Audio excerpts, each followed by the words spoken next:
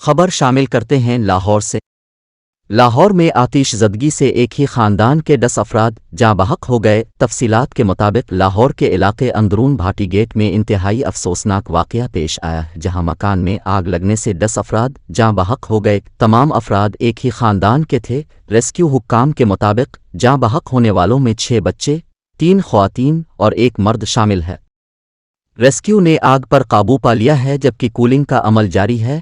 Rescue حکام کے مطابق گھر میں آگ شارٹ سرکٹ کے باعث لگی۔ نگران وزیر اعلیٰ پنجاب محسن نقوی نے گھر میں آگ لگنے سے 10 افراد کی ہلاکت پر افسوس کا اظہار کیا ہے۔ انہوں نے جاں بحق افراد کے لواحقین سے دلی ہمدردی اور تعزیت کا اظہار کرتے ہوئے واقعے پر کمشنر لاہور ڈویژن سے رپورٹ بھی طلب کر لی۔ نگران وزیر اعلیٰ محسن نقوی نے گھر میں آگ لگنے کے واقعے کی جامع تحقیقات کا حکم دے دیا۔